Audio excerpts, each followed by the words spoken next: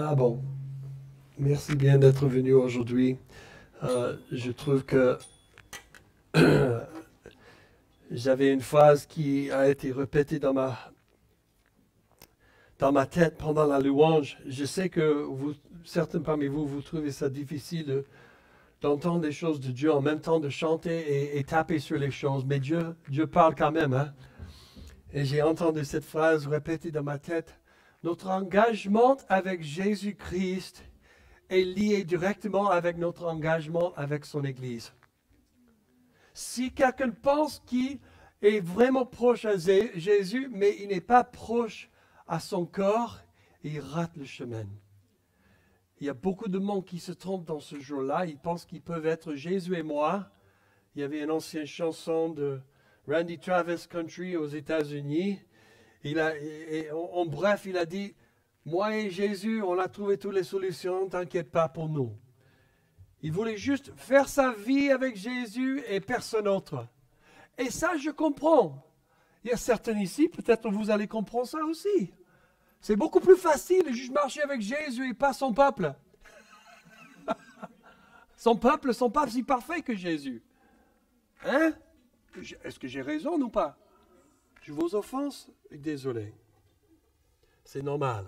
Parce que nous sommes dans une série qui s'appelle Grandir en Dieu. Et moi, j'aime bien ce type de série parce que ça me convient bien avec mes dons et mes talents. Mais moi, je suis, depuis le début de mon démarche avec Jésus, quelqu'un qui a un don d'exhortation. Donc, chaque fois, on a une opportunité de grandir. Mon don d'exhortation, il devient vivant. Je n'ai pas besoin de caféine, je n'ai pas besoin de drogue, je n'ai pas besoin de rien. Je suis vivant. Je suis vraiment animé dans ces moments-là. Donc, on a eu Pasteur Jean-Hugues la semaine dernière et c'était un honneur de l'avoir. Et il a posé deux histoires incroyables dans la vie d'Abraham et Agar qui nous a vraiment exhortés, nous a en fait peut-être poussé un peu en avance pour vraiment s'engager pour grandir en Dieu. Et comme, je ne sais pas si c'est lui qui a dit ou une autre personne dans le passé certainement, si on continue de faire les mêmes choses qu'on a toujours fait, on va toujours avoir le même résultat qu'on a toujours eu. Et c'est important à savoir que c'est aussi la définition d'un fou. Hein? Quelqu'un qui pense qu'ils peuvent continuer à faire les mêmes choses et recevoir autre résultat.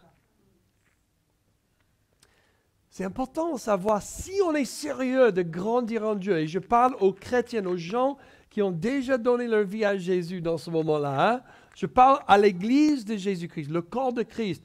Il faut qu'on s'engage à faire des choses qu'on n'a jamais fait avant, entendre des choses qu'on n'a jamais entendues avant, dire des choses, proclamer des choses qu'on n'a jamais proclamées avant, et créer des nouvelles cycles dans nos vies qu'on n'a jamais vécues. Parce que sinon, on peut parler de grandir en Dieu, tout ce qu'on veut est toujours terminé pareil. Et on fait le tour.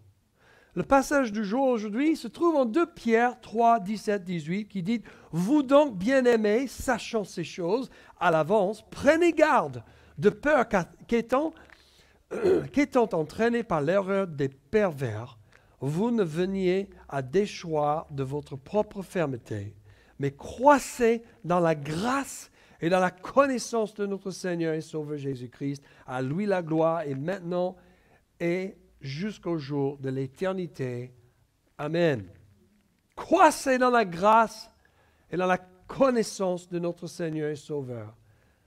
Êtes-vous enfant dans Christ ou un enfant qui grandit dans la grâce de Dieu aujourd'hui? Est-ce que la grâce, est-ce que tu vois, tu observes, ou les autres observent, tant mieux, que la grâce de Dieu est en train de grandir dans votre propre vie? Ou est-ce que tu es arrivé à un plateau et tout est pareil? Bon, je suis arrivé à peu près de 25 ans, j'avais 25 ans, quelqu'un m'a dit, oh, vous êtes un peu plus mature maintenant. J'ai dit, oh, superbe, je m'arrête là. Et depuis ces derniers 22 ans, 23 ans, je reste dans cet état de maturité. T'imagines? Si on accepte à 25 ans on est mature, ou à 20 ans, ou à 35, à quel âge, à quel point est-ce qu'on accepte qu'on est bon? je trouve quelque chose intéressant dans cette discussion au niveau de la maturité, parce que quand on parle de la maturité, il y a aussi des autres mots en grec et en hébreu qui parlent d'être parfait, et d'être arrivé. En Matthieu 5, 48, Jésus dit, vous devez être parfait, comme votre Père céleste est parfait. Alors, ça va bien pour vous? C'est qui est déjà parfait? Jésus a vraiment dit ça? Oui. Jésus pensait-il vraiment ce qu'il a dit? Oui. Au fil des ans, il y a eu différentes réactions à ce verset-là.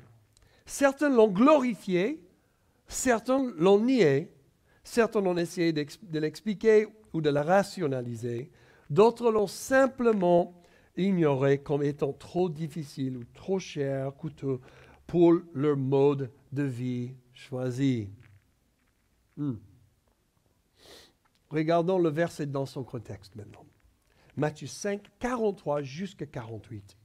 Vous avez appris qu'il a été dit, tu aimeras ton prochain et tu détesteras ton ennemi. Mais moi, Jésus-Christ, je vous dis, aimez vos ennemis, bénissez ceux qui vous maudissent, faites du bien à ceux qui vous détestent et priez pour ceux qui vous maltraitent et qui vous persécutent, afin d'être le fils de votre Père céleste. En effet, il fait lever son soleil sur les méchants et sur les bons, et il fait pleuvoir sur les justes et sur les injustes. Si vous aimez ceux qui vous aiment, quelle récompense méritez-vous? Les collecteurs d'impôts n'agissent-ils pas de même? Toujours aujourd'hui. Et si vous saluez seulement vos frères, que faites-vous d'extraordinaire? Extraordinaire. Les membres des autres peuples n'agissent-ils pas de même? Soyez donc parfaits, comme votre Père céleste est parfait. Franchement, nous sommes une œuvre en progrès. Amen. Nous sommes perfectionnés, nous sommes transformés et transformés par le courant d'amour, de miséricorde et de grâce qui jaillit de notre Père céleste. En ce moment, quand notre Père céleste nous regarde comme nous, il nous voit à travers la couverture de la justice parfaite de Jésus-Christ. Alléluia. Mais cela ne nous excuse pas de vivre comme nous le voulons. Cela ne nous excuse pas de permettre à l'Esprit Saint d'apporter le changement et la transformation dans notre vie quotidienne. La perfection peut sembler une possibilité impossible, c'est sûr. Et en tant que chrétiens, nous sommes appelés à essayer de faire quelque chose que nous ne pourrons jamais accomplir pleinement dans notre propre force. Est-ce que vous avez jamais noté que quand Dieu te donne un rêve, le rêve est impossible pour toi? Mais quand tu te donnes ta propre rêve, tu peux l'accomplir dans ta vie. Ça, c'est comment on sait qu'un rêve vient de Dieu ou pas. Parce que Dieu, ses rêves pour toi sont toujours au-delà de la possibilité de toi-même et ta force et ton intelligence. Si tu peux imaginer comment accomplir le rêve, c'est-à-dire que peut-être le rêve vient d'être commencé. C'est juste la première partie de quelque chose de beaucoup plus grand. Notre Dieu, quand il rêve au-delà de nous. Cela signifie plus que de simplement nettoyer l'externe, cette maturité, ou le visible, preuve de péché dans nos vies. Cela signifie que plus que simplement dire et faire les bonnes choses, quand il y a d'autres chrétiens autour de vous. On a tous expérimenté ça, non? Il s'agit de continuer avec Dieu, de grandir dans sa grâce, de faire et de dire et de vivre d'une manière qui démontre notre amour pour notre Seigneur et Sauveur. Recherchez la perfection dans l'attitude, dans le service, dans l'amour, dans la sainteté, dans la ressemblance avec le Christ. Un désir d'être parfait comme notre Père est bien parfait. En parlant du mot parfait, on va creuser un peu plus profond dans le grec. Le mot pour parfait vient du mot téléos. Le mot grec traduit comme parfait dans Matthieu 5, 48, il dit la signification fondamentale de téléos est de réaliser le but pour lequel quelque chose est prévu. Dans la langue grecque, un animal sans tache qui était bien pour le sacrifice a été appelé téléos. Est-ce que vous me suivez? Un étudiant qui avait maîtrisé un sujet s'appelait téléos. Même un seigneur en Angleterre, Oliver Cromwell, il a dit un jour, celui qui cesse d'être meilleur, cesse d'être bon. Ça m'a frappé un peu quand j'ai trouvé cette citation. Celui qui cesse d'être meilleur, cesse d'être bon. Tout ce que Dieu est, il est digne de notre poursuite. Il est digne qu'on veut se ressemble à lui. Et c'est pour ça que Jésus a marché sur la terre pour donner un exemple physiquement, parce que Dieu, le Père invisible au centre de l'univers, quand il a parlé que la lumière soit à 182 miles par seconde, la lumière, voilà, est partie de lui-même parce que Dieu est lumière.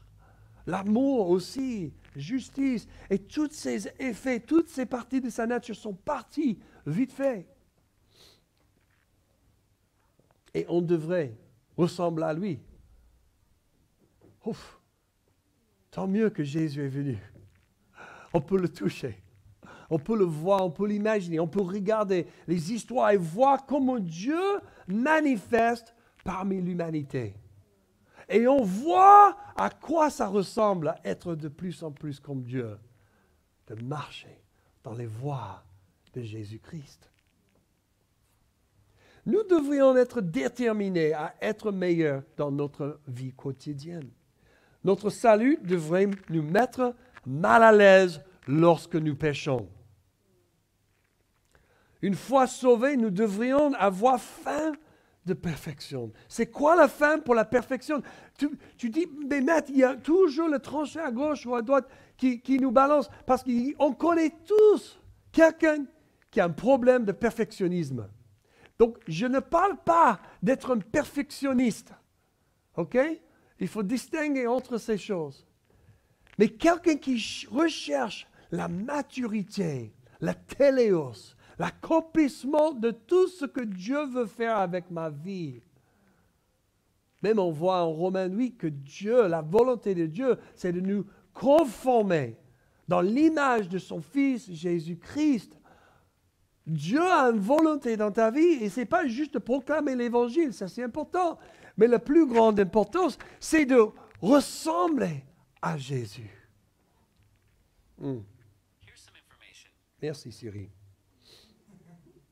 Matthieu 5, 6 dit, « Heureux ceux qui ont faim et soif de la justice, car ils seront rassasiés. » La justice, la couverture, la maturité, le fait que je suis qui je devrais être. Tu sais que ce monde a mis beaucoup d'autres étiquettes sur nos vies. Ce monde, toutes nos expériences, nos vies, la famille, même les gens qui voulaient faire de bonnes choses, ils ont forcé, ils ont manipulé par le diable lui-même ou par juste un mauvais esprit de quelque sorte, de nous donner un destin qui n'est pas le destin de Dieu sur nos vies. On nous en parlait, tu devrais être ça ou faire ça avec ta vie. Tu devrais bla bla bla bla bla. Et parfois, Dieu s'en servit de cela, bien sûr. Mais en même temps, il faut connaître Dieu pour découvrir qui nous sommes vraiment. Et commencer à enlever toutes les fausses étiquettes, les fausses destinées, les choses que Dieu n'a pas dit. La raison pour laquelle on est là sur la terre, c'est pour honorer Dieu, ressembler à lui et rentrer dans la plénitude de son plan pour nos vies. Avez-vous faim et soif d'une vie juste, une vie parfaite, une vie, la vie parfaite. Fais attention avec la signification de là. Parce que le monde a ses significations de qu'est-ce que ça veut dire d'avoir une vie parfaite. Hein? Et ce n'est pas la même chose que la vie parfaite de Dieu. Ce n'est pas quelque chose que nous pouvons faire sur le pilote automatique. Amen. Nous devons être des participants actifs. Nous avons besoin d'être soumis à la volonté de Papa Dieu. Nous avons besoin d'être soumis à Jésus comme Seigneur et pas juste Sauveur. Tout le monde aime bien que Jésus me sauve de mes péchés, mais il ne peut pas nous sauver s'il n'est pas notre Seigneur. Seigneur, la Bible dit, c'est qu'il est. Sauver, c'est ce qu'il fait. En Romains 10, on voit aussi que Paul a expliqué, c'est avec nos cœurs qu'on croit que Jésus est ressuscité de la mort, mais c'est avec notre langue, avec notre bouche, qu'on confesse Jésus est qui? Seigneur, merci, pas sauveur. Et pourtant, il nous sauve. Suivant, il nous sauve. Quand Jésus est mon Seigneur, Jésus me sauve. Nous avons besoin d'être soumis à la conduite de l'Esprit Saint. Nous devons être prêts à abandonner tout ce qui nous retient dans le péché, nous retient dans la défaite, etc. Nous devons être prêts à renoncer à tout ce qui nous empêche de devenir le peuple que Dieu nous a appelés à être. Oh, c'est gentil, Matt. Merci pour le bon message aujourd'hui. Bon. Toutes les choses qu'on doit faire. Non. La bonne nouvelle, c'est que nous ne sommes pas là dans le légalisme. La bonne nouvelle, c'est que nos vies sont basées dans l'esprit de liberté qui a nous libéré du péché et de la loi du péché et la mort. Nous sommes libres en Jésus-Christ maintenant. Le fait que Jésus a dit « Tu devrais être parfait comme ton Père Céleste est parfait », ça nous libère d'être nous-mêmes maintenant. Si tu regardes ça avec les lunettes de légaliste, tu vas dire « Ouf, il faut que je bosse un peu plus fort, il faut que je fasse ça, il faut que je m'arrête de faire ça, et tu vas rentrer dans le légalisme. Mais si tu regardes ça avec la liberté que Jésus t'a donnée, quand tu as donné ta vie à Jésus, tu vois, ben oui, évidemment. Parce que le même esprit qui a ressuscité en Jésus-Christ de la mort habite en moi, demeure en moi, et c'est la volonté de Dieu qui sorte et saute. C'est-à-dire que je veux que le plan de Dieu se passe dans ma vie. Je veux que je mature en Jésus-Christ. Je ne sais pas quoi ça a à faire avec sauter comme ça. Des choses psychologiques dans ma tête. Vous comprenez ce que je suis en train de dire? Ce n'est pas une mauvaise nouvelle que Dieu veut qu'on ressemble à lui. C'est la bonne nouvelle. Parce que où Dieu a sa volonté, il donne la provision pour l'accomplir. Ah oui. La vision qui vient de Dieu est suivie par la provision qui vient de Dieu. Si tu poursuis une autre vision avec ta vie, je ne sais pas si la provision va suivre. La provision, ce n'est pas l'argent, hein? Ça peut être l'argent, mais en général, c'est la grâce de Dieu pour pouvoir être la personne qui t'a destiné d'être. Dans le Christ, par la grâce et la miséricorde de Dieu, nous avons été pardonnés grâce à ce que Christ a accompli sur la croix. Nous devons nous éloigner des péchés de notre passé, nous concentrer sur notre marche actuelle avec Dieu et lui confier notre avenir. Bon, avez-vous le désir d'être parfait? Êtes-vous prêt à suivre le dessein de Dieu pour votre vie? Voulez-vous bien abandonner votre vie à Christ? Si vous êtes prêts, on va regarder le mal. Deuxième partie de mon message aujourd'hui. En Pierre 2:1. On va parler du mal un petit peu. Débarrassez-vous donc de toute méchanceté et toute ruse de l'hypocrisie. L'envie et toute médisance, et comme des enfants nouveau-nés désirez le lait pur de la parole. Ainsi, grâce à lui, vous grandirez pour le salut, si du moins vous avez goûté que le Seigneur est bon. Tout le monde dit, goûtez et voyez que le Seigneur est bon. Quand nous venons pour la première fois à Christ, quand nous acceptons Jésus comme Seigneur et Sauveur, nous sommes pleinement sauvés. Mais nous ne sommes pas des chrétiens pleinement matures. C'est clair. La naissance spirituelle ne produit pas automatiquement la maturité spirituelle. On commence comme des bébés dans la famille de Dieu. Alors nous apprenons à marcher avec notre Seigneur, à grandir dans la grâce et la connaissance de Dieu.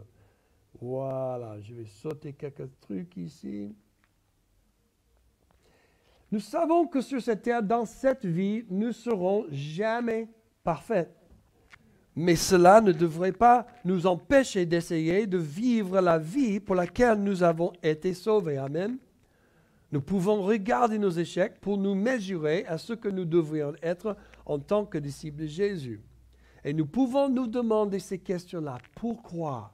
Même si nous sommes nés de nouveau, même si Dieu a placé une nouvelle nature dans nos cœurs, le péché et le mal peuvent continuer à nous tourmenter. Est-ce que c'est juste l'honnêteté? Il y a certaines personnes que je connaissais dans le passé, dans un certain groupe de chrétiens, en anglais ça s'appelle la foi, le conte de la foi. Et parmi eux, ils sont super foi, toujours foi. Jusqu'aux limites que si tu même dis le mot je suis malade ou quelque chose comme ça, oh là là, tu as libéré la maladie sur toi-même. Et comme ils ne pouvaient pas être face à face avec la réalité. Mais moi, j'aimerais bien distinguer quelque chose. La vraie foi arrive face à face à la réalité. Pas en vide de la réalité. En ignorant, en sautant au-dessus, en esquivant la vérité, ça ne nous aide pas d'être les personnes de la foi. Ça ne nous aide pas. En fait, la vraie foi se manifeste face aux réalités. Pierre affirme la nécessité pour nous de repousser les attitudes mauvaises et nuisibles afin que nous puissions grandir spirituellement. Voilà. Donc, j'aimerais bien juste souligner maintenant pour la troisième partie, la révélation du privilège. Nous avons le privilège d'être les enfants de Dieu éternellement. Et Jean se réjouit dans l'assurance d'être un enfant de Dieu en 1 Jean 3, 1 à 3, quand il dit « Voyez combien notre Père nous aime, car il nous appelle ses enfants. » Et c'est ce que nous sommes. Oh, beaucoup de monde, ils sautent vite fait sur ces versets-là. Mais Dieu a décidé de ne pas nous appeler que ses disciples, ses robots, sa création. Mais il nous appelle ses enfants. Qu'est-ce que ça dit sur le cœur de Dieu? Que Dieu aime nous. Il nous aime. Il a un cœur pour toi. Il a une motivation vers toi. Il veut que tu sois protégé. Il veut que tu reçois la provision de Dieu dans ta vie. Il nous appelle ses enfants. Pas juste les enfants. Mais les gens qui appartiennent à ce monde ne reconnaissent pas que nous sommes les enfants de Dieu parce qu'ils ne le connaissent pas. C'est difficile pour eux à comprendre pourquoi on vient dans l'église et on célèbre et on chante comme on chante ou peut-être on danse un peu. Ils ne comprennent pas pourquoi on est tellement fou. Parce que quand tu es tellement aimé, tu rentres dans la sécurité de la relation avec Dieu. Et tu t'en fiches de ce que tout le monde pense à toi. Si on pense plus à ce que le monde pense à nous que ce que Dieu pense à nous, on est en train de rater la grâce de Dieu dans nos vies. C'est-à-dire qu'on a raté les révélations de combien on est aimé. Et je m'en fiche de ce que le monde pense à moi. Je peux danser en extérieur, ici, je peux chanter à Dieu, peu importe où, ça m'embête pas. Après, il y a le bon sens aussi. Il ne faut pas juste embêter les gens pour embêter les gens. Il y a des chrétiens qui font ça aussi. Et après, ils disent, oh, regarde ce qu'on a fait au diable. Attends là. Doucement. Il ne faut pas juste être sans sagesse pour dire que j'ai fait quelque chose pour Dieu. Donc, il y a toujours un bon équilibre. Mais le monde ne comprend pas pourquoi on aime Jésus. Parce qu'ils n'ont pas cette révélation que nous sommes des enfants de Dieu. Chers amis, nous sommes déjà enfants de Dieu, mais il ne nous a pas encore montré à quoi nous ressemblerons lorsque Christ apparaîtra. Mais nous savons que nous serons comme lui, car nous le verrons tel qu'il est réellement. Et tous ceux qui ont cette attente ardente se garderont purs comme lui est pur. Alors notre Père nous aime. Nous ne sommes pas ceux que nous devrions être. Nous ne sommes pas ceux que nous pouvons être. Pourtant, notre Père céleste nous aime et veut que nous grandissions spirituellement. Et c'est important de regarder les bénéfices d'être enfant de Dieu avant que je passe à un autre point.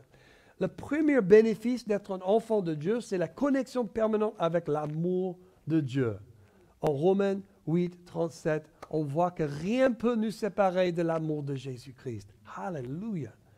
Connexion permanente avec l'amour de Dieu. Numéro 2, le bénéfice, deuxième bénéfice d'être enfant de Dieu. Une connexion permanente avec la puissance de Dieu. La provision pour arriver à faire ce que Dieu nous veut. Acte 1, 8, on parle de la puissance, le baptême du Saint-Esprit pour nous donner la puissance pour être les témoins, pas pour faire témoigner, mais pour être les témoins de Jésus, peu importe où il nous envoie.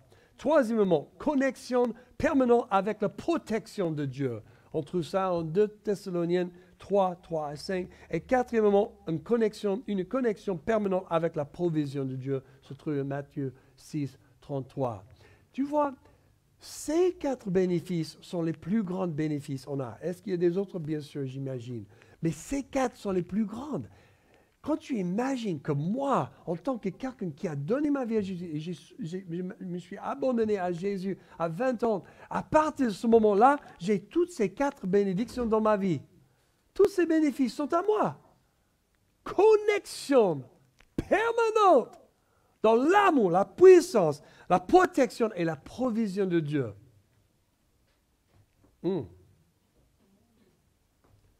Donc la question que je vais répondre, et je vais finir avec ces quelques points, c'est que comment est-ce que Dieu fait manifester ces 4 bénédictions dans nos vies?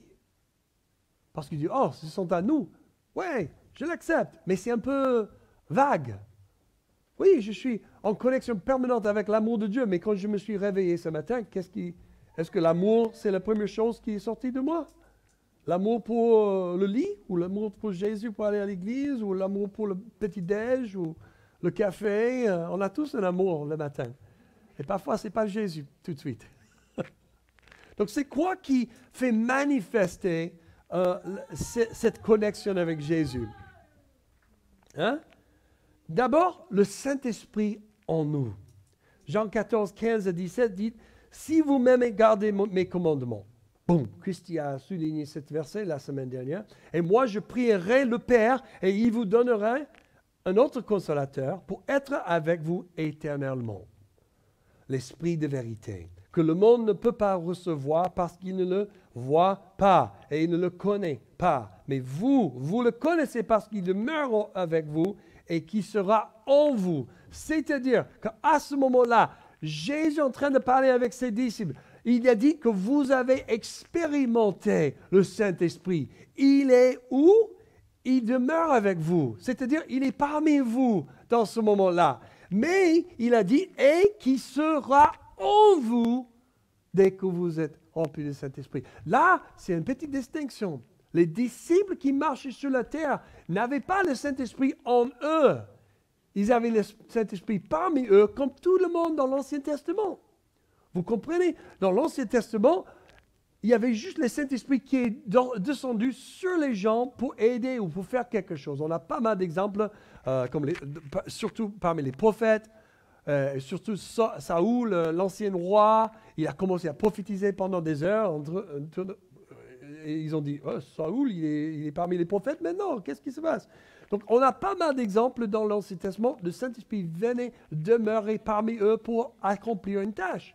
Mais jamais venu pour vivre en personne. Tu vois? Pourquoi? Parce que le péché n'a pas été payé. Pas encore.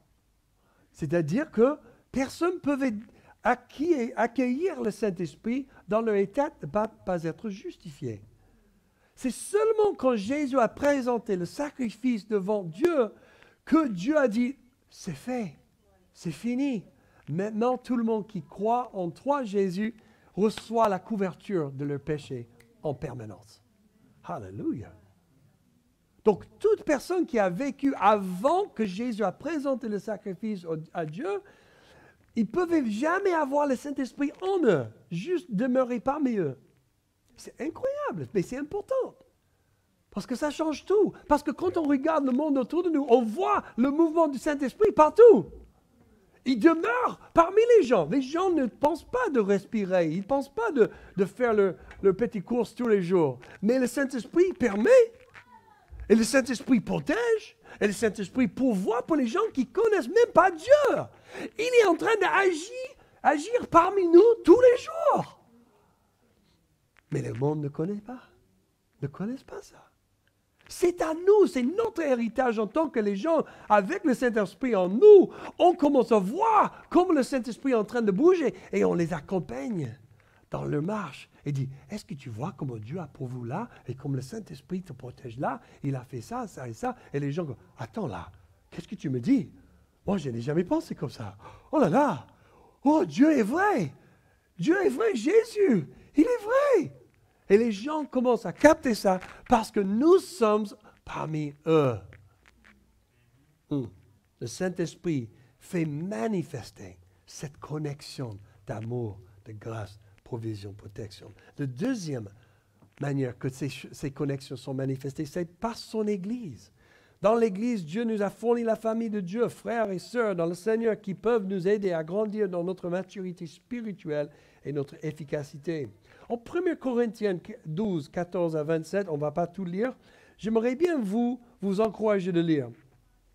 Parce qu'il parle de l'importance, comment le corps de Christ fonctionne. Et si un membre ne fait pas son rôle, les autres souffrent.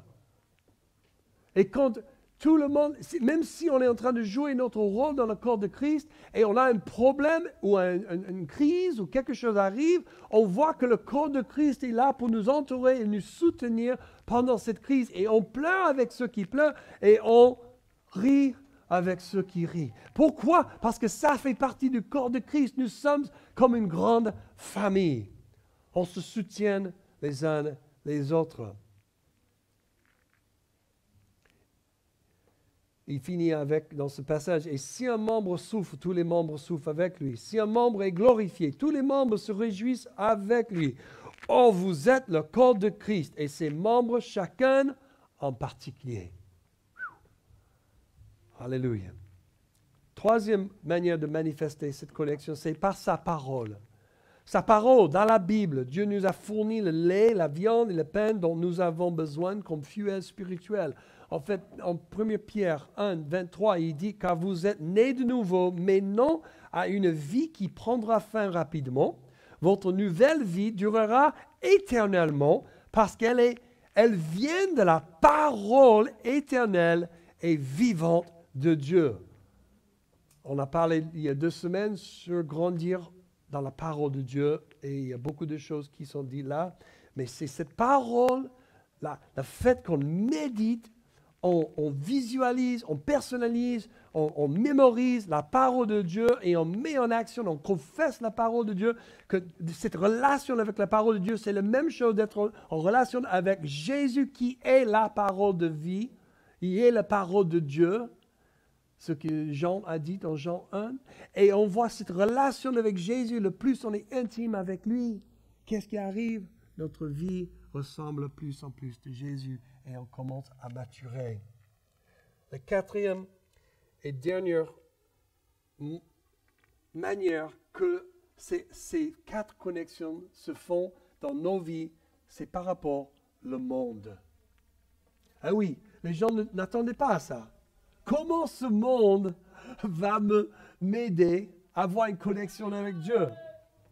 Je vais déjà diviser entre 2 parties de ce monde. La terre. En Genèse 1, 29, on voit qu'il a dit, et Dieu dit, voici, je vous ai donné toute plante portant sémence qui est sur la face de toute la terre et tout arbre dans lequel il y a un fruit d'arbre portant sémence vous sera pour nourriture. Les gens qui ne connaissent pas le Seigneur, ils ne savent pas peut-être que la nourriture de la terre a été pourvue par Dieu pour nous aujourd'hui. Peut-être ils vont dire que oui, c'est évolution ou un extraterrestre qui est arrivé sur la terre il y a 2000 ans, ou 5000 ans, ou 10 000 ans, ou quelque chose comme ça. Ils vont avoir leur explication. Mais on voit clairement que Dieu a créé le monde, la terre, avec la possibilité de faire nourrir tout le monde. Donc déjà, la provision est là sur la terre. Et on parle des gens qui ne connaissent pas le Seigneur. On voit quelque chose d'intéressant en Job 27, 16 et 17. Il dit, il aura beau amasser l'argent comme la poussière, accumuler les vêtements comme de la boue, et il les accumulera, mais c'est le juste qui les enfilera, c'est l'innocent qui jouira de son argent.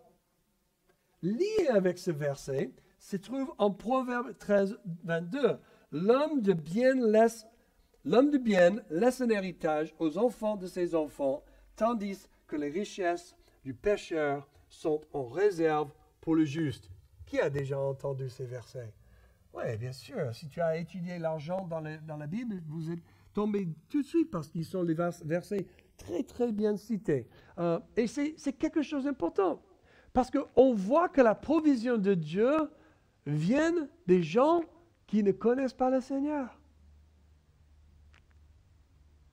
Combien de fois dans notre vie, on cherche Dieu, sauve-moi de cette situation. Dieu, j'ai besoin de 500 €, ou 5 000, ou peu importe quelle somme. Dieu, j'ai besoin de ça. Et d'une personne qui ne connaisse pas le Seigneur, la bénédiction vient. Je peux vous dire que pour moi, c'est vrai. Et c'est dans ces moments, il faut dire, ah non, j'attends à Dieu. Hein. J'attends que Dieu me sauve ici. Vous avez déjà entendu l'histoire de monsieur qui était en train de se noyer dans l'océan? Son bateau est écrasé, il était, oh, Dieu, sauve-moi, sauve-moi. D'un coup, un petit canoë arrive avec un monsieur, monsieur, saute dans le canoë. Non, je prie que Dieu me sauve. Il dit, ouais, qu'est-ce que tu veux? Je suis là. Il dit, non. Il continue comme ça, le canoë est parti. Après, il y avait une grande croisière qui dit, ah, il y a un monsieur là, viens. Non, j'ai prié que Dieu me sauve. Et là, il dit, ok, on s'en va. Dernièrement, il y avait un hélicoptère qui est arrivé avec une corde. Il dit, viens monsieur, tiens bon, on va te sauver. Non, j'ai prié, Dieu, sauve-moi, Dieu. Mais qu'est-ce qui arrive à ce monsieur? Il est mort. Il s'est noyé. Et il arrive devant les portails du ciel, devant Pierre et Jésus, bien sûr, et tout le monde. Il dit, j'ai prié que tu me sauves. Qu'est-ce qui se passe?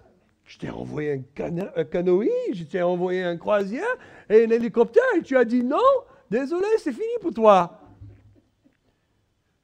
Bien sûr, c'est une blague.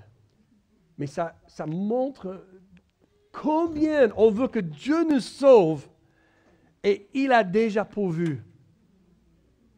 Combien? Donne-moi la provision. Il est devant toi. Il est autour de toi. C'est beaucoup comme la manne qui arrive du ciel. C'est là. Est-ce qu'on doit fouiller un petit peu? Oui, parfois. Parfois un peu plus. On doit chercher. Est-ce qu'on doit être en bonne connexion avec le Seigneur pour comprendre ce que le Saint-Esprit est en train de faire, pour qu'on puisse trouver la provision que Dieu a pour nous? Oui, parfois. Est-ce qu'il y a des actes d'obéissance qu'on doit faire parfois pour trouver la provision de Dieu? Ah ben oui, certainement. Est-ce qu'il y a des sacrifices parfois? Oui. Combien de fois dans ma vie, j'imagine pour certains parmi vous aussi, j'avais besoin d'une certaine somme, mais Dieu m'a dit, sème cette somme d'abord. Quoi? Ça ne marche pas comme ça. J'ai besoin de 5 000 euros, donc donnez 500. Mais c'est pas comme j'ai 500 dans la poche, il faut trouver. On cherche, on donne 500, et pourtant, je peux voir plus tard le 5 000. Et on dit, c'est pas possible. Ce sont des chiffres exemples, mais on a des exemples où Dieu a pourvu des choses incroyables. Et ce n'est pas juste des actes d'obéissance, de donner, mais parfois c'est ça. Mais obéissance. Mais quand on voit toutes ces choses, comme Dieu veut qu'on expérimente et que les 4 connexions soient manifestées dans nos vies, il a pourvu à travers ces différentes manières, le Saint-Esprit, la parole de Dieu. Il a pourvu par le monde autour de nous-mêmes. Son Église, certainement. On veut être plongé dedans. Tu sais, quand j'avais 20 ans, j'ai donné ma vie à Jésus en 1994. Et peut-être 3-4 semaines, peut-être 2 mois maximum, il y avait un invité qui a prêché un message sur notre campus et j'ai entendu une exhortation de trouver la soif pour grandir. Soyez parfaits comme Jésus est parfait, comme Dieu est parfait. C'était une exhortation. Et j'ai su tout de suite que je ne fais pas ce qui est nécessaire pour grandir. Mais je peux. Je ne faisais pas ça assez. Je ne m'engageais pas avec un mentor. Et pourtant, j'avais un mentor juste là. Mais je n'ai jamais demandé, est-ce que tu peux m'aider à grandir en Jésus? Et tu sais, ce message en 1994 m'a frappé tellement fort que juste après le message, je suis allé et j'ai cherché le mentor qui m'a formé les premiers 2 ans dans ma vie avec Jésus, Dr. Leo Lawson. Et dans ces premiers 2 ans, j'ai grandi comme ça. Et tous mes amis qui n'ont pas demandé de l'aide, ils ont fait le plateau et resté ça. Leur vie, je les connais toujours aujourd'hui. Leurs vies sont pleines de toutes sortes de n'importe quoi. Mais ils assistent des cultes de dimanche, tous les dimanches. Mais leur vie ne manifeste pas de plus en plus de la grâce et l'amour de Dieu. Ils ont arrêté de croître. Ils ont arrêté de pousser de fruits. Donc, est-ce qu'ils sont dans l'église? Oui, bien sûr. Est-ce que le prêcheur est obligé de rassurer eux de leur salut tous les dimanches? Oui. Parce que tu commences à questionner si tu es vraiment sauvé ou si tu es vraiment aimé par Dieu quand tu arrêtes de croître. Donc tu commences à questionner, est-ce que je vais aller au ciel? Et le plus on vieillit, le plus ces questions deviennent plus lourdes. Quand on est jeune, on ne pense pas à ça. Ouais, j'ai le temps. Le plus on vieillit, le plus on dit, est-ce que je suis sûr de mon salut? Donc tu vois beaucoup d'églises, ils prêchent sur la sûreté de salut ou l'autre côté. Si tu penses que tu n'es pas sauvé, peut-être tu n'es pas sauvé. Donne ta vie à Jésus encore aujourd'hui. Bon. Je sais que c'est pas évident, hein. C'est pas évident de changer. Mais on n'a pas vraiment un autre choix.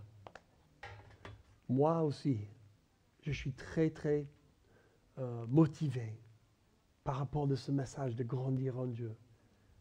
Je prends l'évaluation de tout ce que je fais pas. Je dis, Seigneur, qu'est-ce que tu veux de moi dans ces moments? Qu'est-ce que tu veux que je lâche?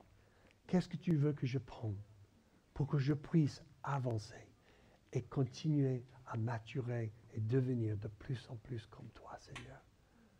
Pas parce que j'ai besoin d'un bijou dans ma couronne au ciel, pas parce que je veux éviter tous les problèmes de ce monde.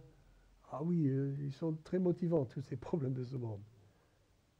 Parce que, et même, je suis son enfant. Je suis aimé par Dieu. Vous êtes aimé par Dieu. Vous êtes ses enfants.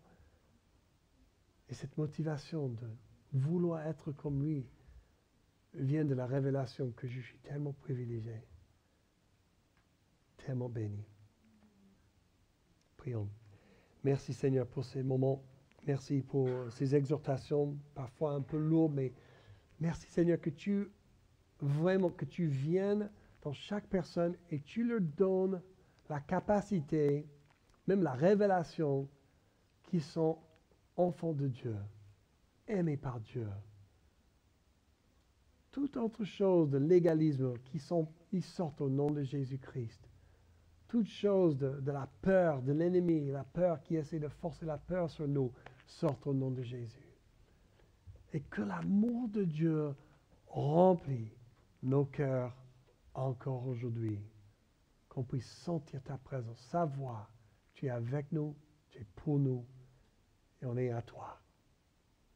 Dans ta main puissante, ta main de provision.